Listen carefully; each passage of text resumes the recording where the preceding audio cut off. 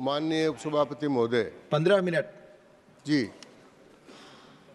भारतीय वायुयान विधेयक पर बोलने से प्रारंभ करने से पहले मैं आपसे निवेदन करना चाहूँगा कि सबसे पहले तो मैं हमारे जो मंत्री महोदय हैं उनको धन्यवाद दूंगा।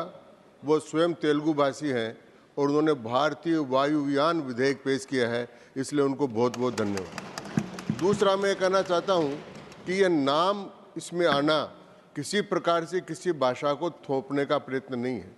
हमारे संविधान में नियमों में प्रावधान है कि हिंदी में पूरा कानून भी आए और उसका अथोराइज्ड इंग्लिश वर्जन हो तो उसी प्रकार माना जाएगा जिस प्रकार वो हिंदी में हो, और अगर अंग्रेजी में आए और उसका अथोराइज्ड हिंदी वर्जन हो तो उसी प्रकार माना जाएगा।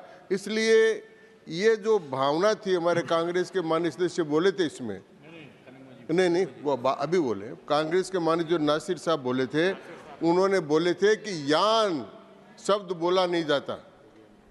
अब ये गले में क्यों अटक रहा मुझे समझ में नहीं आ रहा, क्यों ये अटकना नहीं चाहिए। तो भारत शब्द, यान शब्द, इनका अटकना ये गुलामी की मानसिकता का परिचायक है। और इसलिए ये जो 1934 का विधेयक था या 1900 उसके पहले का विधेयक था, उन सब को हटाकर भारतीय वायुयान विधेयक 1924 लाना, वो औपनिवेशिक और गुलामी मानसिकता के सारे जो कानून है, एनडीए सरकार उन कानूनों को बदलकर नए कानून ला रही है, उसी की श्रृंखला में ये कानून लाए। अब उस समय जब ये कानून बना था उसमें 20 धाराएं थी, अब तक इसमें 21 बार संशोधन हो चुका, 21 धाराओं। तो अब उस एयरक्राफ्ट एक्ट को आगे तक घसीटते रहे, उसका कोई मतलब नहीं था, इसलिए ये कानून लाया गया। मैं इसका स्वागत करता हूं। माननीय सभापति, उपसभापति महोदय, वो कानून केवल प्रचलन के संबंध में था। ये जो कानून है ये विनिर्माण, रखरखाव, प्रोडक्शन करना, प्रचलन करना और उसको सब प्रकार से नियंत्रण करने का कानून है। ये पूर्णतः सर्वांगीण कानून है जिसमें सब प्रकार की व्यवस्था की गई है। अब मेक इन इंडिया के अंतर्गत किसी प्रकार का काम अगर प्रारंभ करना हो तो उसके लिए कानून की आवश्यकता है, इसलिए उस प्रकार का कानून यहाँ पर बनाया गया है।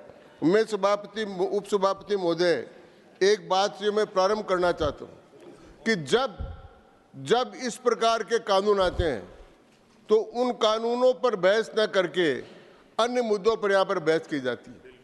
मैं उनका कुछ जवाब देना चाहता हूँ। इसी सदन में इसके साथ माननीय मोदी जी को जोड़ा गया, मोदी जी के नाम का बार बार उल्लेख किया गया और किसी के साथ साथ किया गया। और मैं इसमें एक कहना चाहता हूँ सरासर रूप से कि भारत की बढ़ती हुई स्थिति, जो हवाई यातायात बढ़ रहा है, भारत की बढ़ती हुई आर्थिक स्थिति जिससे भारत की जीडीपी बढ़ रही है और हम 5वीं से 4थी अर्थव्यवस्था की ओर जा रहे हैं, उस समय भारत के बाहर इस प्रकार के लोग हैं जो चाहते हैं कि भारत की अर्थव्यवस्था नहीं बढ़े। वो चाहते हैं कि भारत की अर्थव्यवस्था में रुकावट की जाए, और इसलिए एक जॉर्ज सोरेस नाम का आदमी है। और मैं उपसभापति महोदय में आपको बताना चाहता हूं कि उसके सोर्स भारत में भी है। जो सोरेस है उसके सोर्स भारत में भी है। वो कई बार हिंडनबर्ग के माध्यम से हमला करता है, कई बार अमेरिका की किसी फेडरल एजेंसी के माध्यम से हमला करता है। और जब वो हमला करता है, बड़े अनुभवी है, विषय पर बोलिए। मैं अनुभव के आधार पर ही कह रहा हूँ, विषय पर रूल मैं अनुभव के आधार पर या सुना हुआ है उसी पर कह रहा हूँ। तो जी 110 के तहत आप बोलिए, आप वरिष्ठ आदमी, आप बिल पर। जी मैं आपके आगे का पालन करूंगा। जी। तो वो जो है ये किसी प्रकार से उचित नहीं है कि डमरू बजे अमेरिका में और नाचने लगे भारत के बाजारों में, ये उचित नहीं है। इसलिए मैं चाहता हूं कि इस प्रकार का प्रयत्न करके कोई आदमी भारत की अर्थव्यवस्था को गिराना चाहेगा तो वो गिरेगा नहीं। और भारत सरकार ने जब से मोदी जी आए हैं, हमने अभी ये देखा कि 133.85 लाख लोगों ने उड़ान योजना के अंतर्गत उड़ान भरी है। वो कह रहे थे कि उड़ान का क्या हुआ, उड़ान का क्या हुआ। अरे उड़ान का हुआ ना साहब, उड़ान का परिणाम उन्हें हरियाणा में देखा और उड़ान का परिणाम उन्हें महाराष्ट्र में देखा, उड़ गए। तो ये उड़ान ही तो है।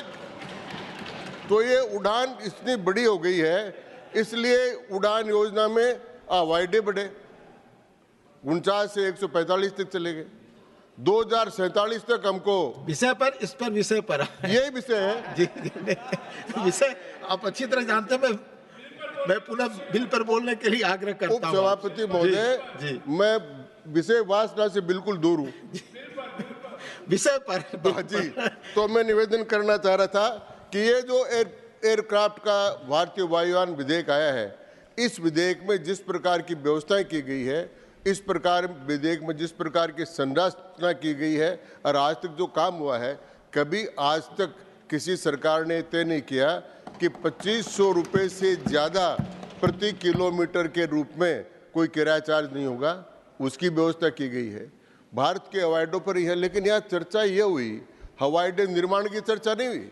यहाँ चर्चा ये हुई कि एक हवाई अड्डे के बाहर का कोई टीन शेड हवा से गिर गया, उसकी चर्चा हुई कि साहब इंदिरा गांधी एयरपोर्ट के ऊपर एक वो गिर गया। इसी प्रकार की चर्चाएं, कुछ बातें इस प्रकार की है जिनको अगर अपन ध्यान करेंगे उपसभापति महोदय, तो हम चाहेंगे कि हर कानून में, अभी भारतीय न्याय संहिता का बात दिया गया, कोई भी कानून जितने चेंज हुए हैं, 1500 से अधिक कानून गुलामी की दास्ता के प्रतीक थे। उनको अब खींचते रहे, उनको ढोते रहे। हो सकता है 30-40 वर्ष तक सरकार रही जिसके स्वाभिमान नहीं जगा हो, लेकिन ये राष्ट्रीय स्वाभिमान की सरकार है। नरेंद्र मोदी जी के बारे में उंगली उठाने वालों को सोचना चाहिए कि उनका जीवन तपहपूत जीवन है। भारत के सर्वांगीण विकास के लिए उनका जीवन है, और सर्वांगीण विकास में यह भी आता है कि मध्यम वर्ग के लोग अत्यधिक सस्ती यात्रा, सुरक्षित यात्रा कर सके, उसका भी इसके अंदर प्रबंध किया गया। अब कई बार कई लोगों के बात अटकती है, मोदी मोदी बार बार करते हैं, किसी सभा में करते हैं, उसके करने से कोई फायदा नहीं, क्योंकि जिस व्यक्ति ने यह दृढ़ निश्चय कर रखा है कि मुझे भारत को आत्मनिर्भर बनाना है और 2047 तक भारत को विकसित राष्ट्र बनाना है, उस व्यक्ति पर इन बातों का कोई असर नहीं होगा। वो अपना सीधा रास्ता देकर चल रहे हैं और उसी प्रक्रिया में सारे कानून भी आ रहे हैं और वो नियम भी आ रहे हैं। सभापति महोदय, हाँ, आप तिवारी जी आप बोलो, आपस में बात नहीं, प्लीज सीट पर बैठकर। अभी सदन ने डिस्कस किया कि सीट पर बैठकर न बोले, प्लीज। मैं सभी पक्षों से ये आग्रह करता हूं, मैं सभी पक्षों से। मैं उपसभापति महोदय, हाँ, मैं सभापति महोदय आपकी तरफ ही देख रहा हूं, उधर तो थोड़ा थोड़ा कभी कटाक्ष कर देता हूं, बाकी देख आपकी तरफ ही देख रहा हूं। तो इस विधेयक में अधिक सार्वजनिक सुरक्षा सुनिश्चित करने के लिए विधायी तंत्र स्थापित करने का प्रावधान रखा है। ऐसी चिंताओं को दूर करने का प्रावधान है। अब हमारी कंपनियां यहाँ तकलीफ इस बात की हो गई कि 2 कंपनियों के पास ही 70% एविएशन है, सारा काम वो करती है। अब इंडिगो ने और इंडियन एयरलाइंस ने या एयर इंडिया ने 1500 नए विमान खरीदने का आदेश दिया है। ये बड़ी अच्छी बात है और बहुत खुशी की बात है, और इसका सत्कार करना चाहिए, इसका आदर करना चाहिए। वो नहीं करते। ये सबसे पहले ये जो वेल्थ क्रिएटर्स है भारत के, जो भारत के लिए संपदा का निर्माण करते हैं, उनकी आलोचना करते हैं। अब इंडिगो ने और इंडियन एयरलाइंस ने अगर 1500 विमान खरीदने का आदेश दिया है तो वो आएगा, उसका स्वागत करना चाहिए।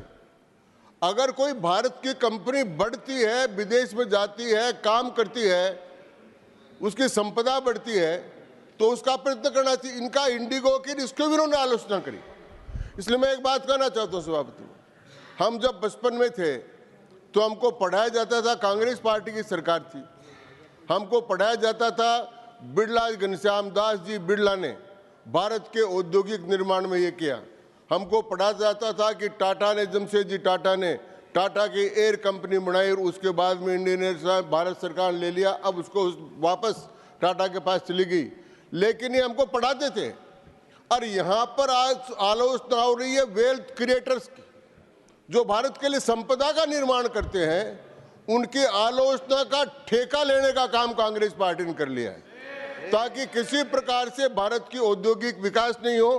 तो इसके माध्यम से मैं कहना चाहता हूं कि उड़ान योजना की मजाक उड़ाई।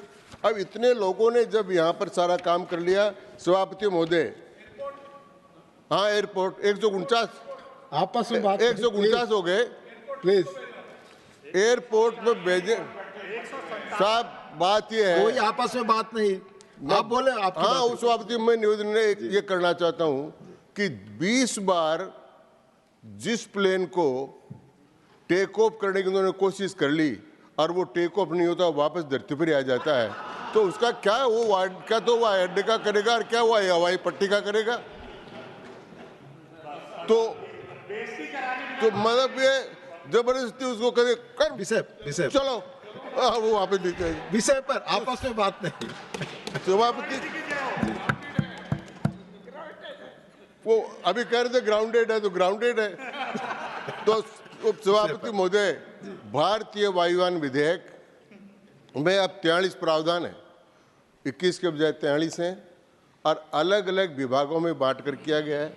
सुरक्षा की अलग व्यवस्था की गई है, निर्माण की अलग व्यवस्था की गई है, यात्रियों की सुविधा के अलग किया गया है। और शिकागो के 42 के उसमें भारत हिस्सेदार था और भारत हस्ताक्षर करने वाला था।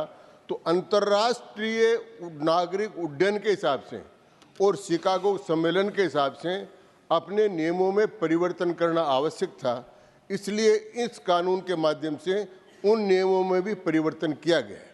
इसी प्रकार से सुरक्षा के साधनों में संरचना, पहले एयरपोर्ट पर जाते थे सीधे चले जाते थे, अब उस पर जाने के लिए कितनी प्रकार की आवश्यकताएं हो गई, इसलिए आम नागरिक को उसमें असुविधा नहीं हो, सुविधा मिले, डिजिटल हो और इस प्रकार के कानून की व्यवस्था हो। वो सारे कामों की व्यवस्था इस भारतीय वायुयान अधिनियम में की गई है। मैं सभापति महोदय आपके माध्यम से यह निवेदन करना चाहता हूं कि भारत ने जो स्पीड पकड़ी है, जो नए नए कानून लाकर कानूनों में परिवर्तन करने का काम किया है, वो एक भारत को 2047 तक विकसित भारत हर क्षेत्र में बनाने का। अब भारत की अगर आर्थिक स्थिति ठीक होगी, मध्यम वर्ग का विकास होगा, वो लोग अधिक से अधिक हवाई यात्रा करेंगे, तो उनके लिए जो सारी व्यवस्थाएं करनी है, अब विनिर्माण भारत में उसका निर्माण करना आवश्यक है, उसके पार्ट्स का निर्माण करना आवश्यक है, उसकी सारी गतिविधियों का संचालन करना आवश्यक है। उन सारे कामों को संतुलित करने के लिए और एकीकृत करने के लिए और व्यवस्थित करने के लिए ये कानून लाया गया है। मैं इसका समर्थन करता हूं और सदन से प्रार्थना करता हूं कि इस कानून को पास किया जाए। और मंत्री जी को पुनः धन्यवाद दूंगा कि उन्होंने इसको भारतीय वायुयान अधिनियम लाकर इन्होंने काम किया। और जहाँ तक भारतीय जनता पार्टी की सरकार है, वो किसी भाषा से द्वेष नहीं करती, जो एनडीए भी नहीं करता। भारत की जितनी भाषाएं हैं उनको हम राष्ट्रभाषा मानते हैं, सारी भाषाएं। प्रधानमंत्री जी ने खुद ने कहा है कि तमिल इज एंशिएंट लैंग्वेज, विश्व की सबसे प्राचीन भाषा है। तो अटल बिहारी वाजपेयी ने खास सब ये कहते हैं।